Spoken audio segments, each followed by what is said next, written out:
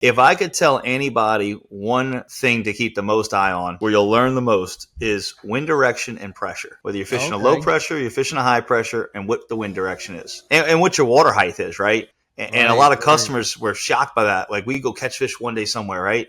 And light them up. And they're like, oh, we're going back to the next spot tomorrow morning. No, we're not. The wind went out the north. We're not going there. We're Mm, going somewhere else. And they're like, what? And then they would just be blown away. They pull it off. Like, yeah. Yeah. so that's one thing. The other thing is high pressure, low pressure. This is a prime thing too. So I think where a lot of people make a mistake. They go out and they go fish, right? And they catch them and they go home. They catch them at one spot and they leave. If the fish are biting, I'm going to go hit as many spots as I can to learn that area. And that way, when they're not biting, I can go hit every one of those spots that I caught 10 in and catch 2 in. Welcome to the Boaters Podcast. Today we're hanging out with Randall, who owns, or I think you own, the Florida Fishing Company. And today we're going to be talking about something that we don't normally talk about on this channel, being fishing, because I'm not really the best fisherman, but I think it's going to be a great opportunity to talk about all kinds of fishing gear, fishing spots, weather, and basically everything that you need to know about fishing. So to start this show off with a kind of fun story, Randall, what was your first fishing experience and what got you into all of that?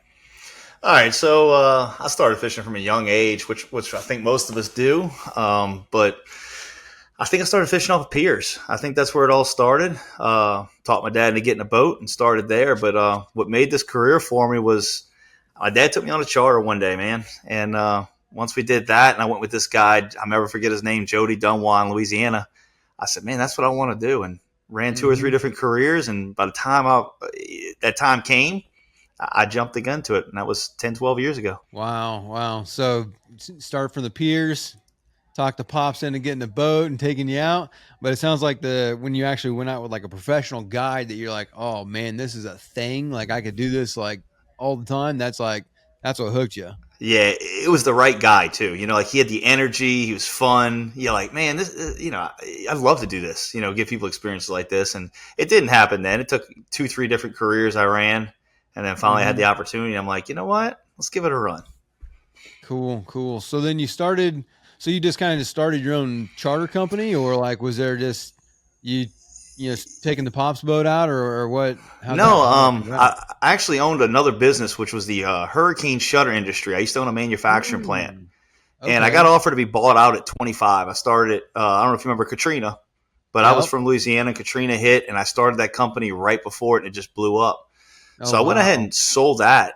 And I was fishing redfish tournaments trying to figure out what I was going to do next. And a guy at the marina that owned the marina said, hey, man, why don't you get your guide license and run some trips for me here at the marina?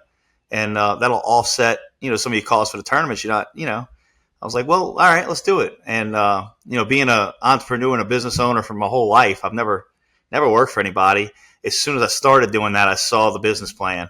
And started building a Louisiana operation and did that for 8 years, built an all-inclusive lodge, chefs, 5, 6 boats, built the whole thing up. Oh, wow. And literally got bought out of some of that right before COVID, like 3 weeks before COVID. But I still own part of the operation down there in Louisiana and visit it frequently, but now reside in Florida where I met my wife. That is awesome. Now, so you're talking about the redfish tournaments and stuff like that, and kind of like, was that the main fish you guys fish for out there, or like what you'd pretty much just run anything, huh? Yeah, but I mean, in Louisiana, if you're going inshore, you're going red fishing. I mean, that's the redfish capital. And now with doing YouTube, I've fished all over, and I've never seen a red fishery like that. You don't know it growing up in it, but that is the redfish capital. There's nothing better. I mean, an average day for us was 60 redfish. It's just incredible. They're the apex predator in that marsh. So there's nothing above them. So they're not scared. They're not spooky. They're super aggressive. And it makes for some great fishing. So you got people that come from all over the country to redfish there. That's awesome. That is awesome. So you kind of got hit with the right timing on all of your stuff. You kind of you got Katrina, hurricane shutters, and then right before COVID, the charter business before they shut everybody down. That's pretty funny. God's got a plan, man. I truly believe in it. God's got a plan, and you're just along for the journey, man. That's all it is. That's awesome. So you tell me about that business then. You kind of, maybe we'll talk about a little bit of business outside of just the fishing, because, there's 2 different kinds of charter captains. The way I see it is you've got, those that are obviously every charter captain needs to be a good fisherman, but also there's got like you're talking about, you ran a business. So that means, you had like what, like 4, 5, couple boats, and you had a couple charter captains under you, and you kind of manage that outside of like running your own trips and stuff like that. Is that kind of how that is, or? Yeah, the way it works when you start getting to that size operation is we would run on average 6, 7 boats on a weekend, and that's about all you can do. I couldn't scale it any further than that because you got to keep all the boats on fish. Right now, everybody's pulling their weight and everybody can fish, but my job was not to stay on the fish. So let's say we had a big pile of fish and I got 5 guides or 4 guides in that area. I got to go out the next morning and go start looking again because there's always got to be another set. So you're kind of staying ahead of the wheel, and your job is to constantly put your guides on fish. And what ends up happening when you do that with your group is your clientele's happy no matter which one of your guides they fish with. They're fishing with the organization. They trust you as the leader, and you've kind of built this culture basically. And when you can keep that together and be successful at that, you can generate a lot of revenue from corporate. There's a lot of corporate businesses and companies that entertain through that way. So, and that's what we did on the lodging side. We had the all-inclusive, the open bar, bartenders, 5-course chef. We did all that kind of stuff. We were kind of geared towards that. Oh, wow. So you're kind of like geared more towards, opposed to just your average guy coming out and booking the charter. You did a lot more of like corporate, like retreats, whatever retreats. There you go. That was the right word for that. That they'd come in and book like 2, 3 boats, and they'd come in with half their team, and someone would book 10, 12 boats. I mean, wow. you bring in, because like you got these big corporations like electrical distributors that would bring in the top providers or all this different stuff, or salesmen that would bring all their big contractors through.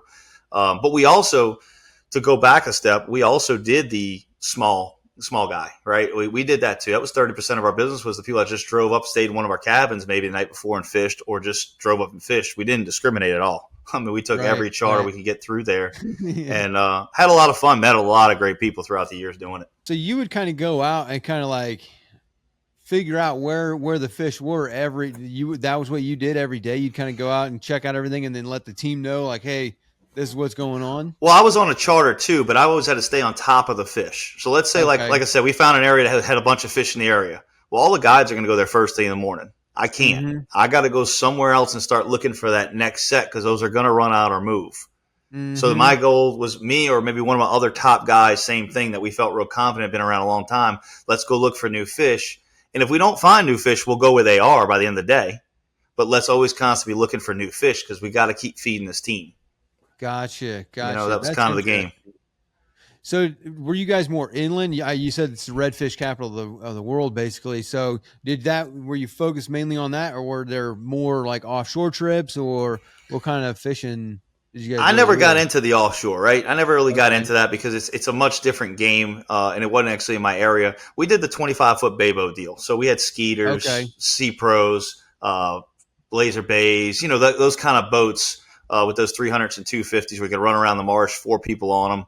And we stuck with that. We had redfish, speckled trout, drum, sheephead, flounder, all those species were all in the marsh. Your corporate business wants more of that. Remember, when you start getting the offshore, you start talking about seasickness. You start talking about a few guys that don't want to make that long 40, 50-mile run. They really like that laid back, drink a beer, have some fun, catch a few fish type atmosphere. It's more of a I don't know what the word is. I'm mind blank myself, but more of a experience, Yeah. Well, I know there's a lot of things you can do with that kind of stuff, like like people, you could play around with the gear, like the bass fishermen, stuff like that. They're running, are you running a 4-pound test and you're trying to catch a 5-6 pound bass? What exactly are there's the guys that, I'm running a 30-pound test trying to catch a 4-pound fish. It's like you can kind of play around with the gear to make it a little bit more exciting outside of like those guys that have been offshore, because I forget, in different parts like Louisiana, you're talking a 45-minute run, and like you said, you're talking 2-3 hours, 80 miles sometimes. 80 miles and boys will run. I mean, the river alone is 30 miles to get to the base of the river just to get out in the Gulf. Yeah, so that's a whole different ball game there. And you're riding most of the time. You don't get the cast when you're offshore and all that. It's not like that. It's trolling. It's looking for one set of tuna to get blown up on. But no, back it up to what you were saying, there's definitely an art to it, and that's what we did. We honed in the art. There's an art to how stiff of a rod you want to make sure they get the full fight. There's all these little tweaks that you can make to give that full experience. I give you a big broomstick, it's no fun with a redfish that's 18, 20 inches. But I put you on the right rod that'll let you work it, make you work there's definitely an art to all of it. And that's what we did over 8 years. We kept, I think that's everything in business is to continue to dial in and get more detailed and more detailed. And that's what we did. We kept detailing down. Something I'm kind of wondering about now. So if you're going out and finding the new fish, whatnot, maybe something that would be good for people to know about or listen about is how did like weather really affect that? Is there something that you can see, like there's a front rolling in, I'm going to go over here, I'm going to go over there. Like what's kind of your tactic as far as like water temperatures and migration patterns, stuff like that? Like how, any tips you can come up with on that kind of thing? Like as you're looking for new fish, like you're saying? So migration patterns, I think, are a whole nother subject that we probably spend a lot of time on. And I think that comes down to each fishery, right? Yeah. They're all going to migrate a little different of how, what they kind of do and stuff like that. And that's probably been the hardest part for me to learn fishing all the different fisheries. But if I could tell anybody one thing to keep the most eye on, where you'll learn the most, is wind direction and pressure. Whether you're fishing a low pressure, you're fishing a high pressure, and what the wind direction is. And what your water height is, right? So those are your key factors. So what I mean by that is, like, let's say you're going to go fish an area and you find fish. Know if the water was high or low and what the direction the wind was. Those are the two things you really want to know to go back to that spot. Because if you go back to that spot when the water's low, those fish aren't going to be there. You go there when there was a north wind, they're not going to be there when there's a south wind. That's how those fish reposition. So know what you caught them on the time you caught them on there. And you'll start learning patterns if you start putting together your spots of where you caught them on what winds. You'll start figuring out, okay, I'm going out, it's a south wind, and the water's, I'm on high tide. Okay, I'm going here, I'm going there. And a lot of customers were shocked by that. Like, we go catch fish one day somewhere, right, and light them up. And they're like, oh, we're going back to the next spot tomorrow morning. No, we're not. The wind went out the north. We're not going there. We're going somewhere else. And they're like, what? And then they would just be blown away that you'd pull it off. Like, so that's one thing. The other thing is high pressure, low pressure. Okay. And the simplest way I can put that for people is low pressure, they love to feed. High pressure, they don't want to feed. And when you got a cold front coming through, and that's a common one, it don't matter if it's late season, early season, that whole water temperature thing just doesn't really get me going. I don't really even look at that. It's not one of my factors. Until we get extremely hot or extremely cold. But if we're going fishing and we got a high pressure, certain species are not going to want to act right. And the high pressure comes after the front. Low pressure comes before the front. So, and it's kind of funny because people will go out on before the front and it'll be windy and nasty, and they're like, oh, it's not a good fishing day. You will wreck the fish. Okay. They're feeding heavy. And the reason why they are is they know things are getting ready to happen. Temperature's going to drop, whatever's going to happen. They're going to put a nice full belly before this all happens. And as soon as that high pressure comes through and you see those bluebird skies and that wind lays down, those fish are going to go sit. And you don't know if they're going to sit for a day, 2 days, 3 days. It all depends on the scenario. And that's when the customers come out and they go, oh, it's perfect. It's 74 and sunny and bluebird. And I'm like, oh, you got no idea. So, that's kind of their feeding pattern. Then they'll get back to a regular pattern until the next one, right? The biggest advice I can give a recreational angler when you're fishing inshore on a high pressure is go after speckled trout, first of all. Speckled trout are the least affected species. So we always start our morning on that on a high pressure and hope that the pressure relieves a little bit to allow those redfish and snook and stuff to feed. The other thing is, like, be patient. Like, if you got a spot and you pull up, there might be 6-8 fish sitting there on the high pressure. You got to be patient and hope you can get one to pick it up, dead bait them a little bit, like a dead bait, not, a real finicky bait. Or maybe fish a little further off the bank because they'll pull off and sit down. They want to sit down. They kind of bury themselves down low. But low pressure, man, they're just going nuts. That's like pre-front, pre-hurricane. It's awesome, man. Yeah, I think that's something that probably most people don't even look at, because everybody, like you said, they're looking at the blue skies, the water temperature, it's 74 degrees out. They're thinking like, this is comfortable for me. Not thinking like, this is what makes a fish want to get active and like start eating. I didn't really think about the low pressure, high pressure thing, which it's everything. It's everything. I was gonna say, I'm sure most fishermen really know that kind of stuff. But it makes complete sense. They got a lateral line on their side that's super sensitive. Now, some more species are one way or another, but when you're talking inshore, it's water height is a huge thing too, right? I mean, fish are going to sit, whether it's Louisiana, Florida, anything, they're going to sit in certain areas due to high water or low water. They're going to shift around. So, Tide's obviously more important in Florida than it is in Louisiana. We can get away with a lot less tide over there and more stagnant water. There's a lot of other factors and different. Each individual fishery is different, right? But Yeah. there's some key things that kind of carry over from fishery to fishery. You find they like the high water more than the low water? I mean, depending on the species, obviously, but No, I don't think they like it more than another. You know what, you say that I do, I do, because it's saltier, right? Your speckled trout are going to get more fiery when it's like that. Your redfish are going to get more fiery. I don't find I catch more fish on high water than low water. I think, especially in Florida, because low water, right? They got to come out the mangroves, so they got to be sitting on bars and stuff. So it's going to be a little more, accessible.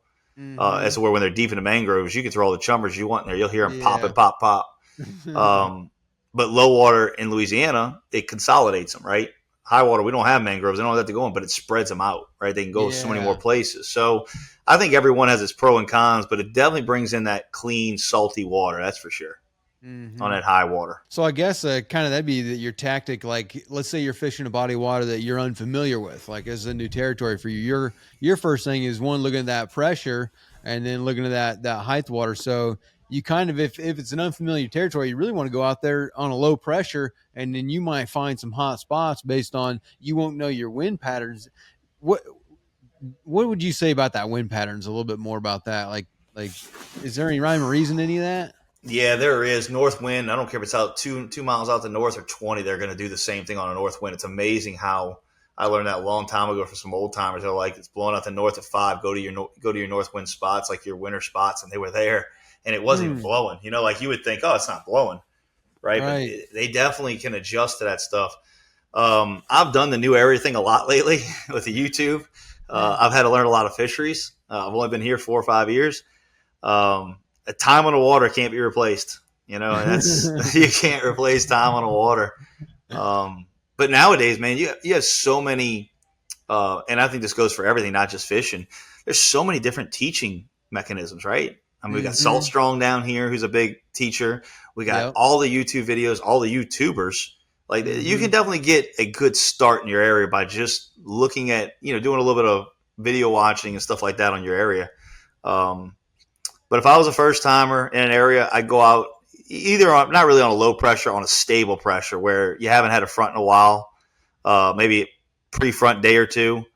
And if I catch fish, this is a prime thing too. So I think where a lot of people make a mistake. They go out and they go fish, right? And they catch them and they go home. They catch them at one spot and they leave. If the fish are biting, I'm going to go hit as many spots as I can to learn that area. Yeah. And that way, when they're not biting, I can go hit every one of those spots that I caught 10 in and catch 2 in and make a day out of it, right? Like, on a tough day, I can go on a high pressure day after a front and go hit 42 spots. That didn't tell me anything. I can go back. I got to go back because they could have just been sitting there. But when they're feeding, a fish hold there or not. Right. So then you familiarize, like you said, time on the water. Now you know the pockets on, like, then you're back to looking at what you're saying. I got this south wind coming. It's a low pressure. Boom. I know. That's where you talk about finding these honey holes or whatever. Like that's real good advice. Is if you're hot, then just keep going. Keep fishing, man. Fish the whole bay. Yep. Yeah. Get your spots in that area. You'll learn all the spots of it because it's a prime thing. People catch fish in there and they want to wear them out in one spot and then take it to the house. Well, there was so much you could have learned about that bay that day, or let's say you're fishing an island, a huge island or something, where you can fish all the points, all the coves. Go fish it. See where they hold. Yeah, and then when it's tough, where they hold. You're going to go to those 6 areas in there and say you got a high pressure. You're going to sit there a little longer. Because those areas hold fish on that island. Those 6 spots hold fish, And that's what a lot of people don't see, too. They see these guys put fish on the table and do all this stuff or take pictures of these big fish and release them depending on where you are. And they don't realize a lot of times that's a grind. Like, they caught 2 fish here, 2 fish there, 2 fish there. They just grinded it. And at the end of the day, it looks great. But, it's definitely a process on those days. Yeah. That's also kind of like going into the YouTube section of, like, yeah, you see the video and they got a lot of fish on the table, or you see them at the dock and they're hanging them all, but they edited out the 18 different spots that they had to go to get all them fish. Like you think it Yep. was just they went to one spot and it was hot. No, it was like, they were out there for 6 hours in 45 different sections of the water. Like We that's just too did one funny. last week, a tarpon video, man. We fished for 9 hours for this one tarpon. We fought it for 40 minutes, so the video looked great, right? Yeah. You got this great 20-minute video with all this flight and everything, but we grinded for 6, 7, 8 hours to get that bite and got 3 bites all day. And that's the game we play. Yeah, that's too funny. That is too funny. Yeah, patience is definitely a part of it. So, Mm-hmm. what kind of tips would you give somebody to like read the water? Like let's kind of go back to that unfamiliar, because I think that's something that a lot of people would like to, they want to know about. It's like you want to go take a trip, right? You want to take a trip, you want to go over here, go over there in unfamiliar waters. Probably like you said, you're doing a lot of that right now. And like, what's one thing like what's a couple tips on reading the water of like whatever? I mean, you get the pressure from the Weather Channel, but when you're out there, it's kind of a little bit different of like what you're seeing. Yeah, that's a tough question. That's a really tough question because I've been doing it so long that I don't even think about that anymore, right? Like you just know Oh, what things look like, right? yeah. You've been out there so much that I can actually feel high pressure on me. You can physically feel it on your body. If I'm reading water, there's a couple simple things that I would say I would look for if I was telling somebody what to look for. One, I'd look for bait, right? You're looking for life. Mm. If there's, and I don't care if Mhm. it's stingrays, catfish, you need life around. If there's no life, there's probably not fish there, right? Okay. And then I'm looking for moving water of some sort. And I'm not talking moving like a river, but like even if I'm in a pond, I don't want to see leaves all piled up or, any kind of like foam on top of the water sitting there. I don't want that stagnant water because Mhm. even if there is a fish or two in there, they're probably not going to eat well because they're going to spook pretty bad, right? Mhm. They're going to dial you in too much. So I'm looking for some kind of moving water, and that's to go back to your thing on that high water, low water. That's another thing. High water fish don't spook as much because they don't feel that boat pressure coming in. They don't feel that on their lateral line as we're low water. They feel Mm. that boat coming in like a big predator. Um, but so I would say, moving water, bait. Obviously, I want some kind of clean water, but stained water won't hurt you either. Those, I mean, when I'm looking at a new area, the main thing I'm looking for is life of some sort, right? I just want to see some kind of life in the area. When I go and I see 6 stingray while I'm trolling in, I'm feeling pretty confident. Like, Yeah. there's some life around here. Um, and that's probably what I'm doing the most, to be honest with you.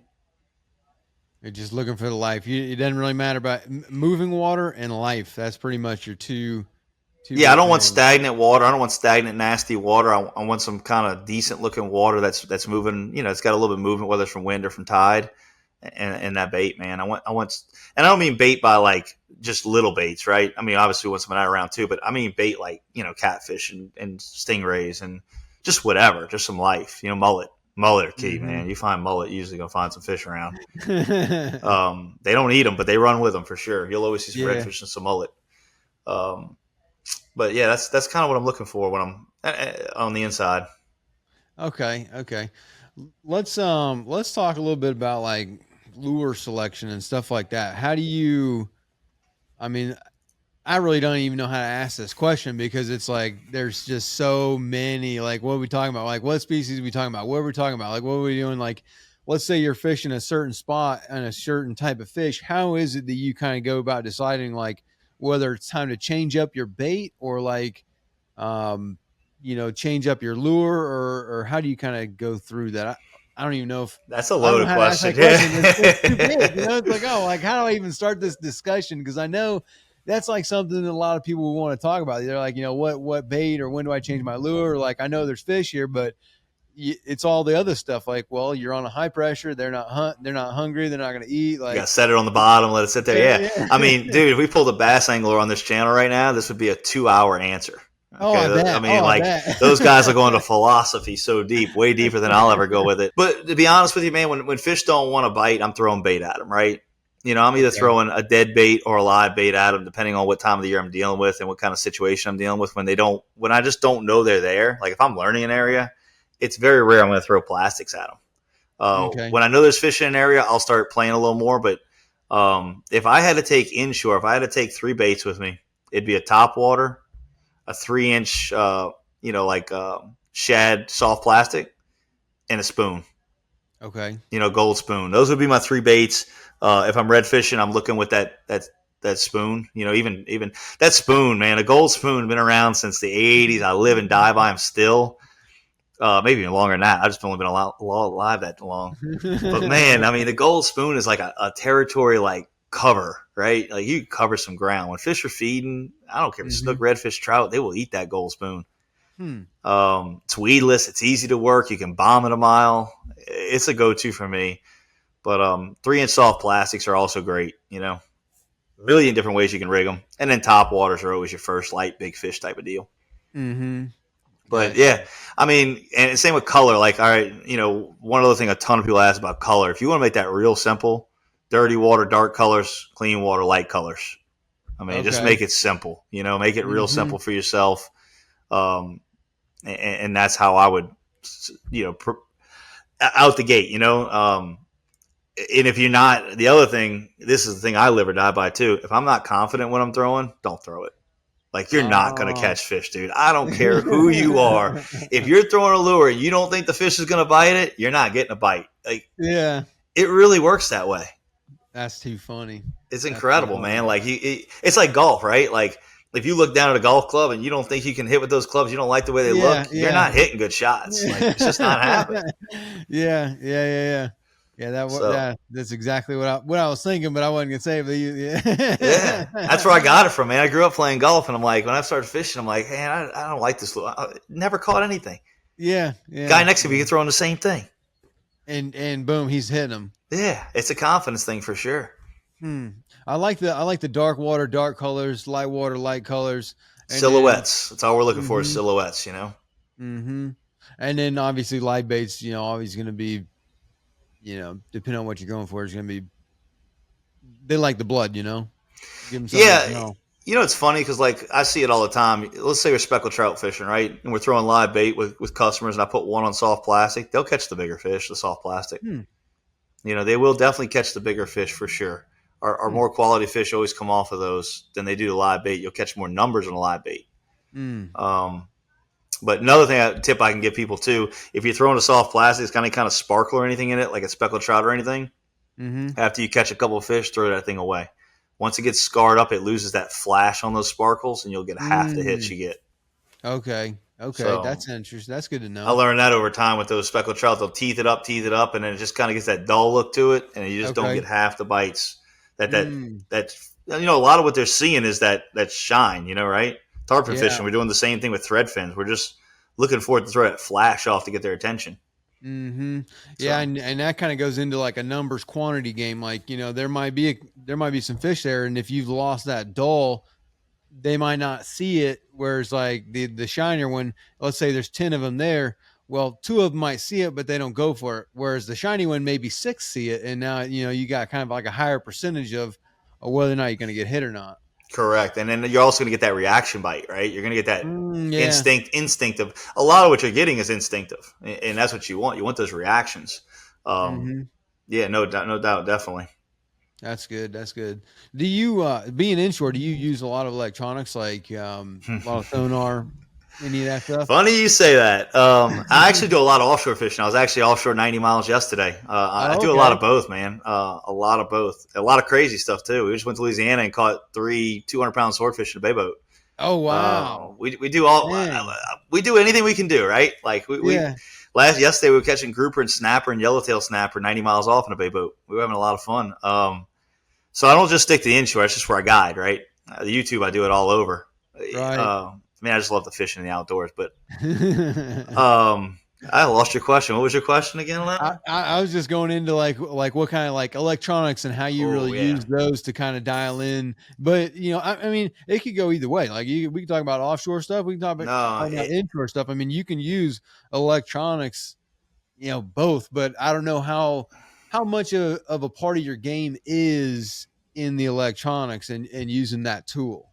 So it wasn't a big part of my game till recently, and I'll tell you the story behind it.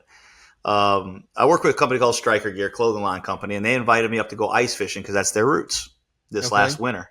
I went up there and I saw live scope, and I saw all these active target where they're literally video gaming these fish. I made a phone call to Simrad while I was there and had this thing sent down to be installed in my boat. Wow. It's a game changer. Definitely on the reefs, definitely on the tarpon. Um, the electronics. The more I'm getting into it, the more it is a game changer. I'm learning stuff about the fish, seeing them move, seeing things that I never saw before. Mm. The other thing I love about electronics these days, and I run Simrad, so I can't speak for others. I've had Simrads and low ranch just for a long time. Um, One thing I can say about them is they have so much data in them now outside of that, right? So I run a ton of chips. I run Seymour Mapping, Florida Marine Tracks. I got all the chips in them too, but they got all the tides built in exactly the Yeah. location I'm at. They have just so much data that I can read off that screen. Like I don't look at a tide chart anymore like the day before. I can go out there and I can see exactly where I'm Live. at, where it's at live, right? Mm-hmm. So there's so many advantages to these electronics. Everything we did offshore yesterday was completely electronic and card based, and I think, and we'd fished spots that we'd only fished one ever before, and I think we ended up with 60 something fish offshore. Wow. Incredible. We found scant grouper spots that we never knew of, and that's coming off. That came off the strike line cards. They have hard bottom cards, and there's just so Mm-hmm. much. So yeah, I definitely think it plays a key role these days. Not just the electronics, but all the cards that you can access to get it. Mm-hmm. Yeah, like Definitely. that's my main thing. Like, and like I said at the beginning, I'm not. You fish every day. I'm not the biggest fisherman. I never claim to be that, but like that's one thing that I always use a lot is like whether I'm using Garmin, Simrad, whatever, is the user data, and you can go in there and get other information and get the tide charts wherever That's you so are. cool. Like you go 40 miles down the islands or wherever down another area, and boom, you can pull up because that changes by area. And I don't think, a lot of people don't really think about that. Like, let's say, for me, I'm being in the Keys a lot is where I was a lot. And, the tide may be at something in Key Colony or Marathon, but you go down to Bay of Honda, you go down to, Big Pine, it's completely different. You could have a 3 foot difference between, a 45-mile stint based on how the water's going into the islands, it's incoming, it's outgoing. Like, that changes drastically just in as you're out there. So being able to pull that up, that's something I've always been like, you know I use that a lot. So that's funny that you say Yeah. that, and being somebody that knows how to fish. It changed the game for me because, like, if I'm waiting on the tide, right? We're waiting on the tide for something. We can Mm-hmm. wait there and watch it one tenth at a time. Oh, there it goes. It's moving now. And like, Mm-hmm. we literally know what we got going on. Yeah. You're 100% right with that, man. That's a game changer because the tide, like you said, on by the point 4 miles away, it's a different point. So when you get over there, am I at high tide or am I still coming up over there? You don't Mm-hmm. have to go Yeah. study the water, and that go back to your point of like talk about studying the water. Probably why I don't own as much. I got all this data coming in everywhere, all over the screens. Like I'm not really, looking at that anymore like I used to. And I didn't really get dialed into that till I got to Florida because in Louisiana I had grown up in those waters and I don't even need it to Mm-hmm. run around those marshes. I can run anywhere and kind of see what's going on. But man, it's definitely changed the game for me, especially these Mm-hmm. chips. These chips are unbelievable that they're making now. Yeah. So how do you really use that? Like, are you looking at contours, or are you looking at, just straight imagery, or like, what are you really looking at? Like, what's something that you see that's like, oh, there's going to be fish in this, hold up in this area or something like that. How do you do that? So like different companies have different cards, right? And I've kind of learned them all. The Florida Marine Tractor is great for running around, seeing all the bars, right? They got all the sandbars marked out, all the oyster bars. When I'm trout fishing, I can see right where the bars, or even tarpon fishing. If I'm fishing on the edge, I can set up Mm-hmm. right off of it, cast right off of it. I know where that contour line is instead of driving over it, seeing the different height, and having to figure Mm-hmm. it out and mark it. But then when you get offshore, like yesterday, use that as an example. Our trip yesterday, we used strike lines, and they have a hard bottom chip. And all we did was go to the big areas of hard bottom and drift it, looking for grouper, and Mm. caught our grouper like that. And I'm a big Mm-hmm. slow pitch jig guy lately, so I'm just jigging and fishing it, and we ended up whacking huge groupers, and had a blast doing it. Um, and then when you got the Seymour card, if I'm out fishing hogfish or anything like that, they got all the shelves. So literally, I can go in there and Mm. go set up on the shelf, and I can see which way the shelf runs. As where before, I was using, because I have all that different stuff. I have side scan too, right? I have to ride that Okay. thing, find side scan, find which way the shelf faces. Now that I can upload a chip in there, I can see that exact shelf, fish different spots on the shelf, and catch fish. So it definitely, and then the live scope, that's a whole nother conversation. That thing's incredible, and I think that's just getting started. I can see what species is down there, what they're doing. I mean, that's absolutely incredible. Yeah, I can make out a grunt from a mangrove and everything else on it now. Yeah, it's pretty incredible. Not a lot of guys have played with it yet, and we haven't talked much about it in our YouTube videos because we're still learning it. But in the next year or two, I'm gonna have a lot of data on that, a lot of stuff coming out on that. How you want to talk about that at all? Like, kind of like get into some of that, or like just to give you an example, like I have 2 screens on my boat, right, and they're side by side. If you turn on my my sonar, regular sonar, and we're sitting on a piece of structure that I can see on the side scan, and I can see 12 fish swimming around it. Not side scan, on my active target 2. You can see the structure from active target 2, see 6, 7 fish swimming around it, and you go look at the sonar, and there's nothing. It's just a blank screen. I just think it's the scope of it and the way it's pinging. I don't know much about the technology what's in it. Right, I know it was military technology at one point, but it's absolutely incredible. The other day we're fishing on one of the reefs, and all of a sudden we're bottom fishing, and I see 2 cobia come across it up high. Well, I put out flat lines, hooked one of them. Like I would have never known that, right? I mean, as soon as I see them fish swimming up high, I'm like, well, I don't know if it's cobia or kingfish, but we're gonna put out a line and find out. Yeah. It's incredible. It's so dialed in, but it's still. The more I talk to those guys over there, it's still in the early phases. They're talking about coming out with it for 500 feet and all. I mean, it's going to open up a whole other world for us out there at some point. Yeah, because that's deep. Now you're talking about your bottom fishing and your downriggers and stuff to be able to get down there and do. Now, how do you tell the different species? Is it just based on like size and movement? Okay. Yep, and the way they school and what they're doing. And like I said, it's all new to me. I've only had it in the boat 4 months. Okay. So, but about the beginning of the year, January, February, they put it in the boat.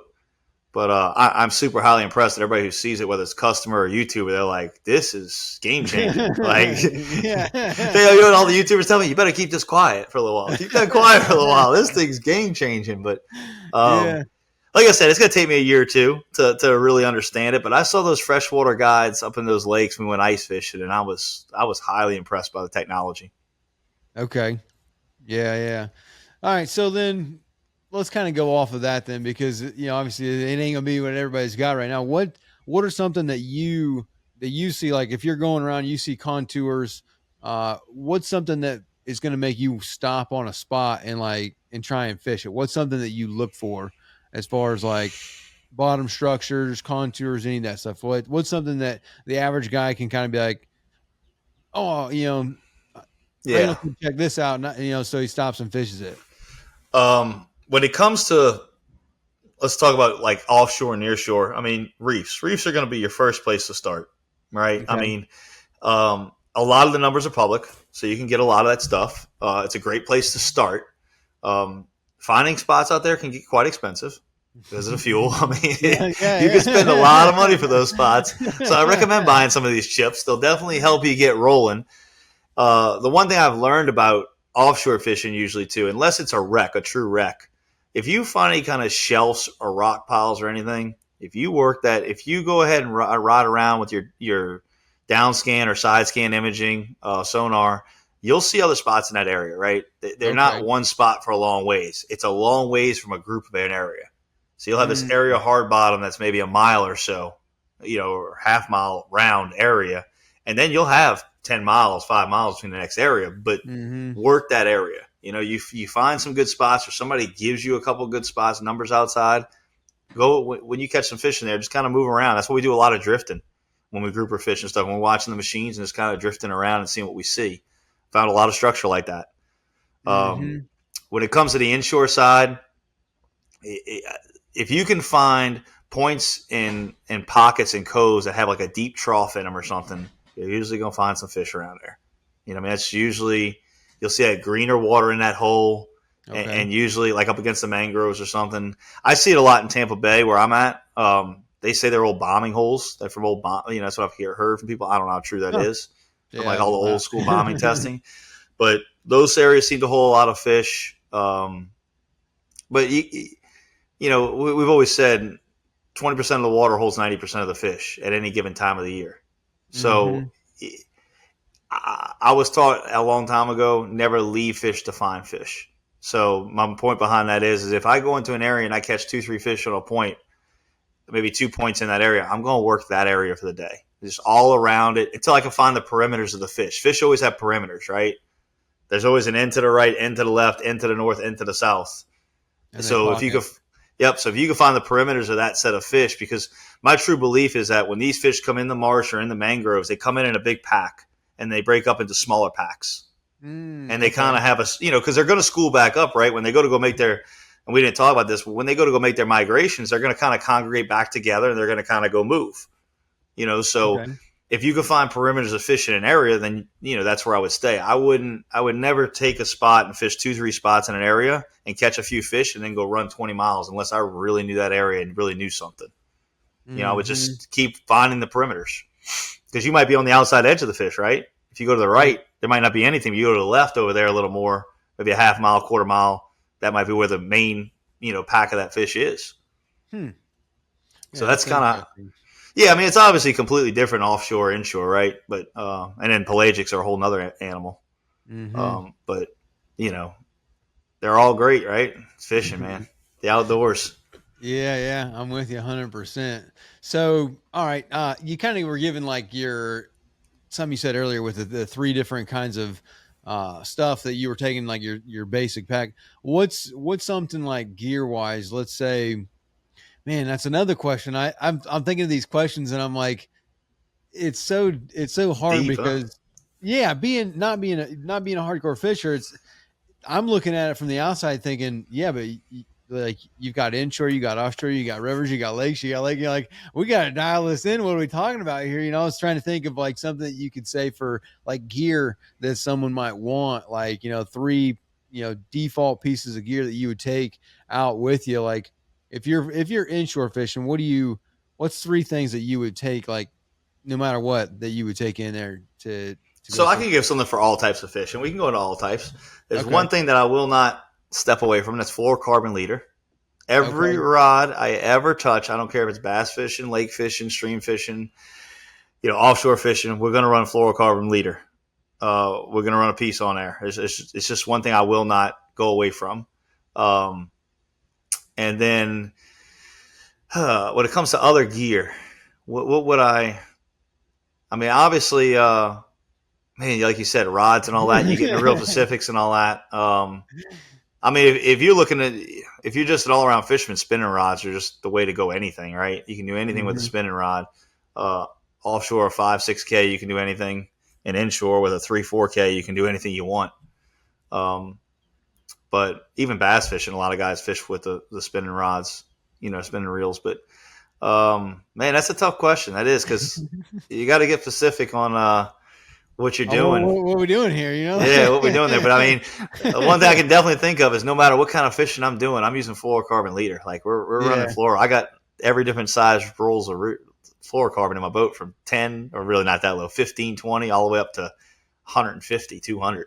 Hmm. Um, that's something I'm not getting away from. And oh, I'll tell you one thing I wouldn't do is I see all these rigs all the time, all snagged up, these metal rigs. Unless we're mackerel fishing or something, like I see all these pre-made metal rigs that people are trying to catch redfish and trout and Mm, snook with. That is not the way to go. Um, okay. Fluorocarbon is definitely the way to go. But no, that's about all I can say. The one thing that's going to carry over into everything we do. So then, all right. Well, let's say somebody wants to get into fishing, or whatever, and they want to do a little bit offshore, a little bit of inshore. They live in Tampa area, or let's say Florida. That's kind of like that kind of gives you a good Yeah. a good space. How would you kind of like outfit them without spending, because obviously that's one thing that stops a lot of people from getting hardcore into fishing is that you can go drop 40 grand and like it's nothing like you know Yeah, I but know. somebody wants to just kind of get into it, maybe they got they're willing to commit to like $1,000 or 2 grand or something. Like how would you outfit them to kind of be able to versatily go inshore and offshore? So if I was going to do that, I'd go all spin and tackle. I wouldn't even get Okay. into conventional. I wouldn't even if you're only spending 1,000 or two and you're going to grab 4, 5, 6 rods. I go into all spin and tackle. I grab a couple 3000s with like 7'6" medium heavies for my inshore, and I grab a couple 6Ks, 8Ks with some medium, some heavy rods for my offshore. That'll allow you to tarpon fish. That'll allow you to reef fish for. I'd get everything 7'6" if I was just buying just that. Obviously, if we're getting way more, we go into 8s and all that for tarpon. But I would do that because you can catch cobia, kingfish. You can on the hogfish is all your small gear. So those rods you can keep on your boat every day. Get you 6 rods, 3 of each, and you can do everything you want to do on the Florida coast. There's nothing you really can't do with that amount of gear. And if I was just one guy trying to get 2 for myself, it would be a 3K with a rod, and it would be a 6 or 8K with a rod. Both 7'6", one heavy and one medium heavy. Okay. That's how I would approach it. Braided line for sure. Inshore I run 20, 30 pound test. Offshore I run a 40 to 60 pound, probably a 50, 60, somewhere in there. Because you can do everything from the tarpon to the kingfish to the cobias to, you name it. I mean, there's nothing you can't do. Because I'm thinking about when I charter. That's pretty much that's all that's on my boat. Okay. Is that kind of gear. I mean, obviously you can get into conventionals and all that if you start snapper fishing, but that's not something you can't do with a 6 or 8K either. So it allows you to do it on, even if you're not on a budget, without just having a ton of gear to maintain and have 62 rod holders on your boat. You just don't need it. Yeah. What about lures and getting into that? What do you got with that? We talked about the inshore, like top waters and swim baits, 3-inch swim baits and stuff like that. And obviously live bait. But when it comes to offshore, I'm going to do kind of the same thing. When I go out, like yesterday when I went out, I brought a couple rods on the boat I went on. I had a popper on one in case we ran across some tuna or something or anything on top. You got bonitas, anything, even bait fish, right? Mackerel, kingfish. I got a top popper on top, and then I had a bottom rig, which was a knocker rig, where I could put a live bait or a dead bait on, right? And then I had, which my favorite, which I didn't take out my hand all day, the slow pitches. So it's just a regular, basically bait caster rod that's real flimsy with a little bait caster on it. And there's jigs that range anywhere from 30 grams to 200 grams, and you just lift them off the bottom. And I hung right there with the boys with the live bait, and they were like, hey, you're not going to put that thing up? And I'm like, no, because I believe the same thing as on the inshore. You catch the bigger fish. Bigger jig you put on, the bigger fish you catch. And it proved that. I ended up catching my largest gag of my life. I literally thought I hooked him and thought I got sharked when he started pulling. I'm like, oh, shark just ate my fish. And then he rocked me. And I'm like, sharks don't rock you. Like that's a group or something. Wow. And ended up being my biggest gag of my life. And we had an excellent day, but that's how I would go. That's what I brought with me on somebody else's boat. I brought those 3 rods. It's a very overcomplicated. People do sometimes, but then I watch these bass anglers who really are dialed in and know their stuff. And if they believe it, it's true. Like, it can get that technical with all that stuff. That's just never my style of fishing, right? That's just not my style of fishing's always been, I'm just an outdoors person. I like the environment. I like the culture. I like the camaraderie of fishing with other people. I've never really gotten into that super technical. Like if I'm out fishing with you, I'd rather see you catch it than me catch it. Like I just like that whole environment, right? And that's why I became a guide.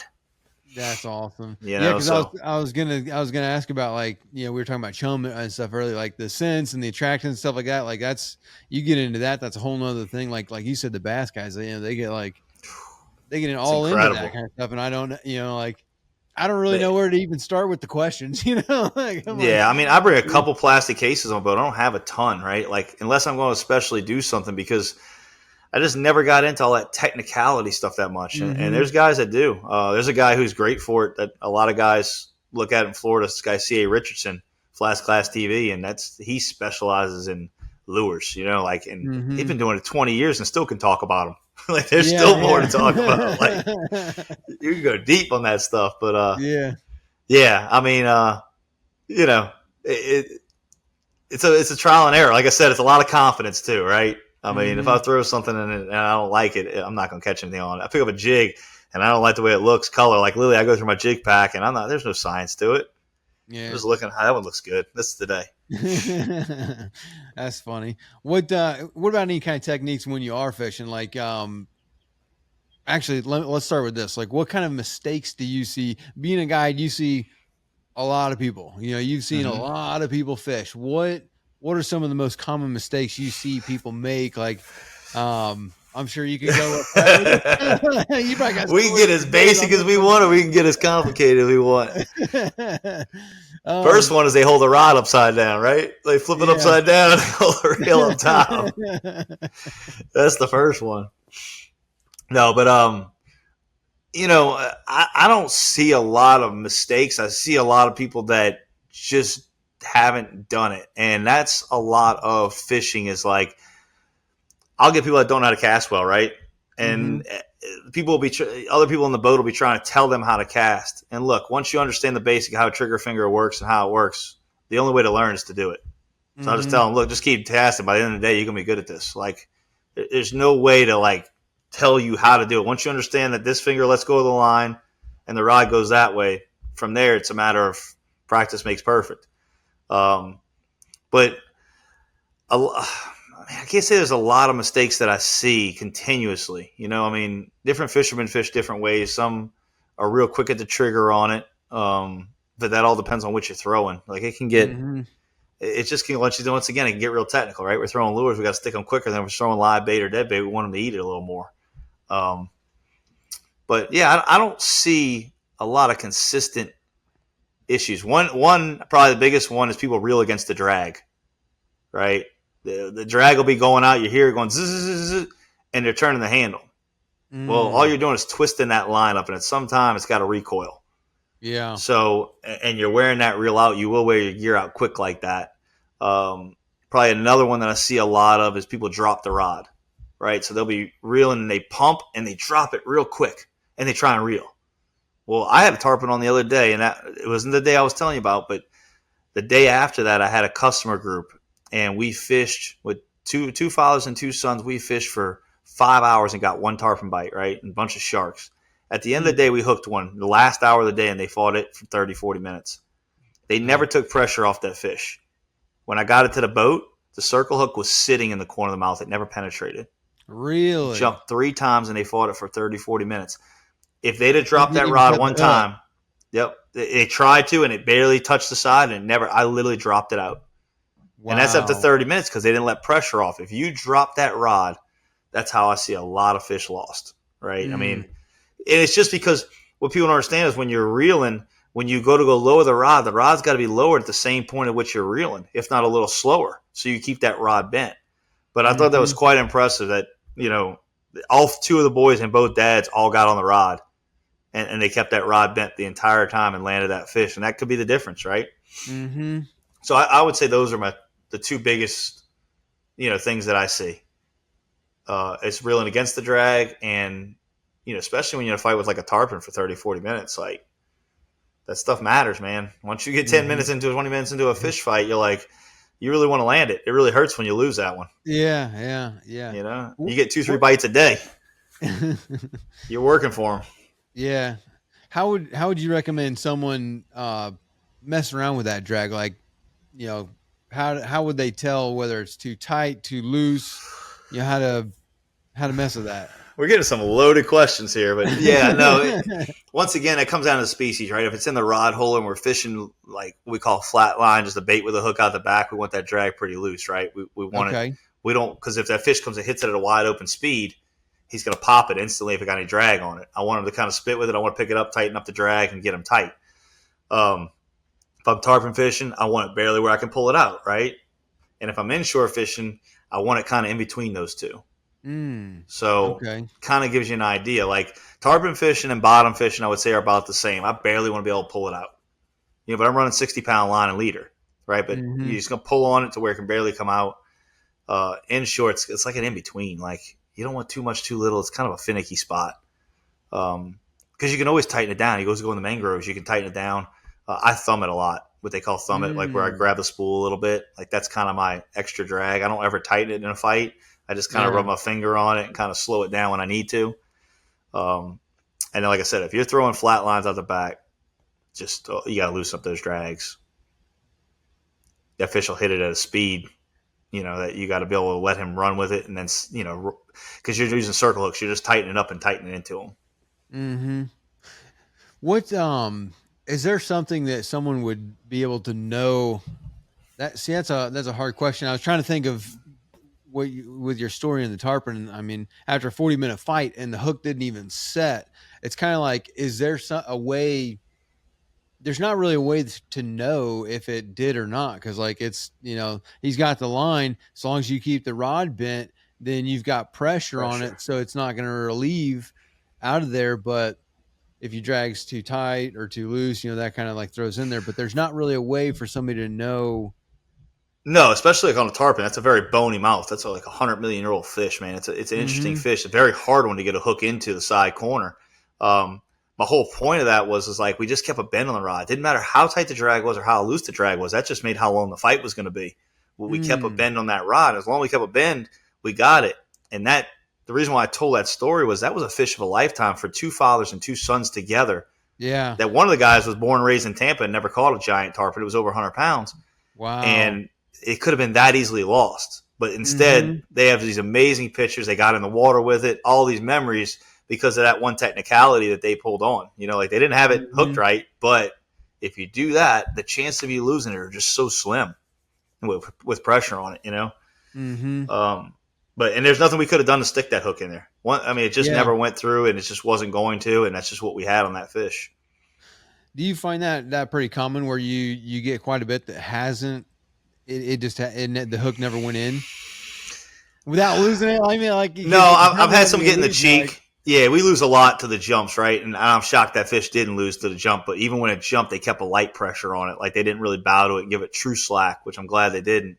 That was actually a prototype hook that day, and I kind of retired them.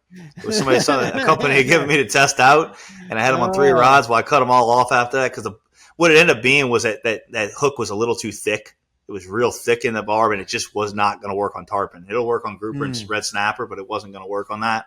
So we went ahead and retired those that day and gave our feedback on them. But that's just, it's the game we play, but the better you can play the game, the more it's an odds thing, right? We're playing numbers. Because that's something that would be a good conversation too, is like, why people lose fish. Because that's like you said, you could be 20 minutes. You said you lose a lot of them to the jump, where depending on the type of fish, it might rub the leader, and like, you lose the fish because it rubbed the leader and it cut that. Or like, what are some things that you can talk about that, like to prevent losing a fish? Like, obviously, you even talk about gaffing them whenever people try to gaff it, like, when how do they lose fish doing that? Like, go into some of those things for people to avoid mistakes to not lose a fish, like during a fight. Yeah, some of it's uncontrollables, right? It's just, we're in tarpon season right now, and I don't know a captain that I have seen on his stories that has gone, let's say 6 for 6 or 8 for 8. It's always a 4 for 6, 2 for 6. And it's kind of common to see that across the board, right? Sometimes fish are biting aggressively and feeding aggressively. And what I mean by that is like when they eat the bait, they suck water in at the same time, right? That's a feeding bite. There's 2 different types of bites you'll see out of fish. There's a feeding bite where they suck the water in and suck the bait in. And then there's an aggression bite where it's just a mouth strike. They're not really feeding. They're just kind of being territorial and being aggressive and just striking that bait because it's taunting itself in front of them, right? And on an aggression strike, you're going to lose a lot more fish because it's just not getting as deep as a hook set. So that's the uncontrollables. And you'll see that on day. We'll see some guys that are 2 for 6. Everybody's got 1 or 2 out of 6. Well, that's a bite pattern. But the things that you can do to keep from losing fish, leader chafe happens from the bait getting too deep. All right, if it gets too deep into them. So getting that fish, not giving them too long, but not taking it too quick. We can get – it's like – once again, time on the water is the only way you really start to learn that, by losing and catching fish, right? We all have to pay our dues at some point. But that's one thing you can do. Having the right hook size, that plays a big role. Using too small of a hook, you're going to lose a lot of fish. Using a 1-on hook trying to catch snook and redfish, you're going to lose a couple of them. You just don't have enough bite, or the bar's too soft, stuff like that. Same thing what we ran into. The barb's too thick too. If you get too thick of a hook, that's like a piece of rebar, basically, like, a thick hook. The chance of getting that through that fish get a little more difficult unless he's got a soft mouth. So we can go into a lot of detail of what species, what this, what that, but staying tight to them is going to land a lot of fish. Mm-hmm. Leadering up the right leader is going to catch a lot of fish. Basically, you're kind of sticking with the fluorocarbon and the fluorocarbon's got the best chafe resistance. So that's what I mean. There's very few tarpon I lose to chafing. I mean, we'll get it all chafed up when we get it in, but we don't lose them to that. We lose them to where the hook is. Right. Snapper and grouper, we don't lose many to that. When you get into kingfish and Spanish mackerel and all those species, you got to wire up or to run multiple hooks, 2-3 hooks through the eyelet to each other, because their teeth are like scissors. There's no fluorocarbon that's going to withstand that. Same with redfish and trout. I mean, there's very few we lose. Back when we used to use mono, we used to, every 5-10 speckled trout, we had to change our leader. Same with snook. We really don't have to do that much anymore. That fluoro is pretty impressive. It'll feel like sandpaper, and it still holds up. But there's definitely a difference. We didn't talk about this, and I wanted to mention this. There's two types of fishing people do, and that's what you see on YouTube and social. There's guys that trophy fish, and there's guys that meat fish. We'll call it meat fishing, right? You're not going to go out 9 times out of 10 and go target 20-inch fish and catch a monster. Usually those people that are catching those monsters are geared up for it, right baits for it, and they're probably only getting 3 to 5 bites a day for those monster fish. Like, you really got to go and target that. And you'll see that from some of these YouTubers. They go out and monster snook fish, and they're only getting 2-3 bites all day, but that's what they're doing. Like, they're not out there to catch numbers. So it's a numbers or quality game most of the time. You can get lucky, but having the right gear for the right fish is not an accident. Those guys aren't catching those fish on accident. They might be out there for 4 days trying to get a shot. Yep. And they're rigged for it. That's all they're doing. They're spending the money investing to try and get that fish, and they might get, a couple in a quick period of time, or they might be out there for a week or so and not get anything. And yeah, I guess that's the best way to put that is you're either sport fishing or you're meat fishing. And, if you're meat fishing, it's a little bit different of a game than even if you're not keeping them, it's still called meat fishing, right? We're numbers fishing, we're commercial style fishing. Those, because a lot of those YouTubers, they've done a lot of things, so they're challenging themselves and bringing you along with it. And a challenge for a guy like that who's been fishing for 10 years and been filming and been all around, it's an elite fish, that he's chasing. And I hope that people understand that that's not a common thing. That's not something that he just hooked that fish, so he got lucky. Yeah, that's highly targeted species. Highly, like you said, 3-4 days targeting that fish. And they've been doing it for 10 years, 15 years. Like, it's not a you're not going to start doing that tomorrow. Nope. That's kind of like sport fishing. I feel like that's really, I think when you're chartering, that's what I would like to charter. I'd rather charter, sport fishing. To go charter a boat to go out and, bottom fish for yellowtail is kind of like, I think it's, a little bit, not really, right. I agree with you. I think everybody's got their place, but the same thing, the people that fish twice a year, they just want to hook a couple fish, right? And so I think everything's, there's a lot of people that we take tarpon fishing that, we would. It's a different person, right? Different levels. Yeah. And I think that's what makes fishing and hunting and all that so awesome in the outdoors is you're constantly leveling up and trying something new. There's always another level to it all. I mean, I've been at it 365 days a year and have fished all over, going on 10, 12 years, and there's levels that I'm waiting until basically I retire from this to do, and that's that marlin fishing and get into the sport fishing world and all that. I'll do all that, but I mean, I still got so much more before I even get to that, and it's so cool, the journey of fishing. Have you ever been out west and done any marlin fishing, any of that stuff? I haven't done it out west. I've done it in Mexico. I've done it in Louisiana. But I mean, not like at that level, right? There's levels to it, and and I want to do it. We got a goal this year on our YouTube channel. We want to land a blue marlin in a bay boat, so we're going to shoot at that this summer. Yeah, I hope it's like a 500 or something crazy. It'll be awesome. We're going to shoot at that this summer off of Louisiana rigs. But like I said, it's just levels, right? Like, I want to one day get into that, high level of that and learning that, but people always ask, you ever fly fish? No, I don't want to rush it. Like, this is a Yeah. journey, man. It's the outdoors. Mm-hmm. And I'm so glad to see the change from when I was a kid to now. Everything was about killing fish back then, and now it's becoming a entertainment and experience now. And I think Mm-hmm. that's one of the things that we can. There's a lot of things from social that we can claim negative, but that's one of the positives that came out of social. I think was like Mm-hmm. everybody's taking pictures and showing where they're going and all this, and it started that whole trend of, you know, the whole doing things, not what you have, doing things. But then it also turned the fishing into a sport, real sport. Yeah, yeah, yeah, and like you're saying, I mean, some of the biggest problems that we had just today in the short time that we talked, like there's so many different levels to it, like fly fishing, sport fishing, meat fishing, like the snapper. There's so many different species, so many different locations. Like you could literally, yeah, there's just so much ice fishing. Like you That was fun. so I many. really enjoyed that. That was my first Did time. I you? thought that was cool as can be, man. Like I said, it's the experiences. It's Mm-hmm. incredible, And Florida's got so much to offer. I see why it's the fishing capital. It's not because of the numbers, right? Louisiana, we got numbers and all that. It's the sheer diversity of the fishery. Like, it's just Yeah. there's so much migration through here, so much going on, Mm-hmm. so much sights to see, and truly an experience here in Florida.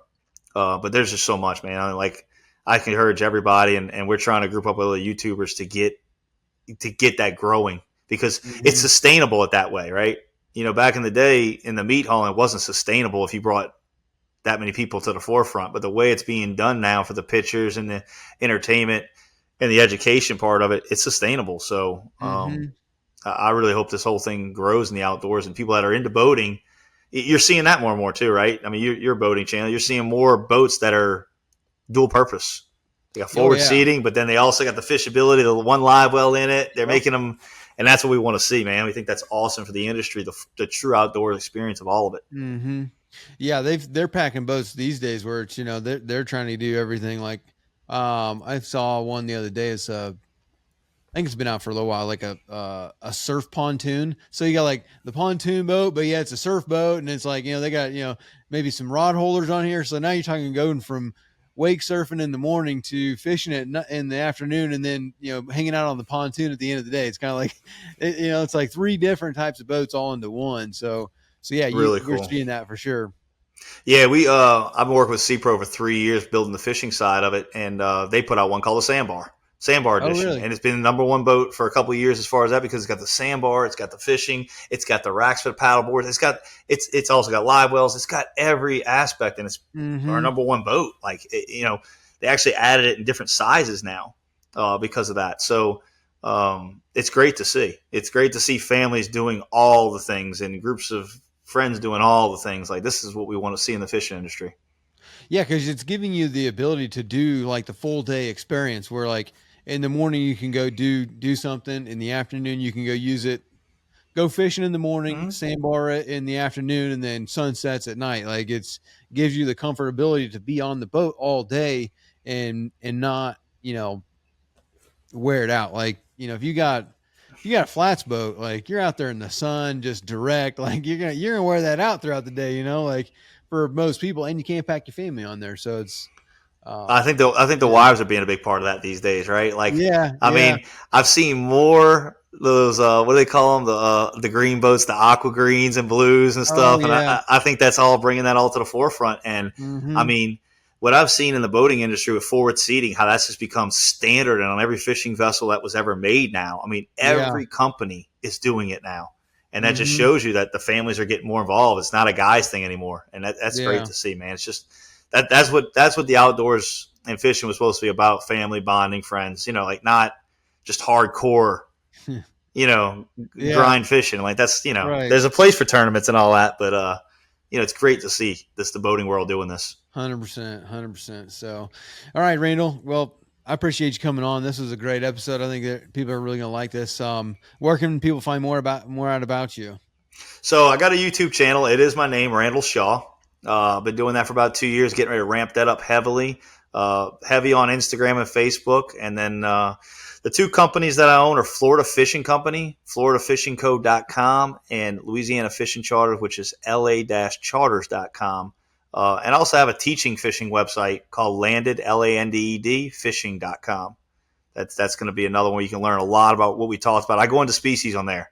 So every video we've done, we go in and put species and how we caught them and all these different things into that site too. So try and inform people the most we can. There's nothing on there, no ads, no nothing. It's just strictly teaching, man. Just teach people. So awesome. So I if you guys appreciate want your to learn time. more about it, check them out there. Thank you for having me on. All right, man. I'll see you later. Thank you guys. See you. Hey there. Sorry to take you away from the video, but real quick, did you know that on average a boat owner will spend between $1,000 and $5,000 a year just on servicing their engine? And you could actually pocket and save a lot of that money if you would just do the service yourself. It might seem like a daunting task, but I guarantee you virtually everyone can do it with our guidance and the Boaters program. This is just one skill that you could learn inside the program because we have hundreds of other videos teaching you all kinds of boating skills, as well as a weekly live stream where we have questions and answers with me, as well as a chat feature where you can send videos and pictures, ask all kinds of questions, or look for some advice or some guidance on a project that you're doing on your boat. You can join the program by hitting the first link in the description, clicking join, or visiting bornagainboating.com. Now back to the video.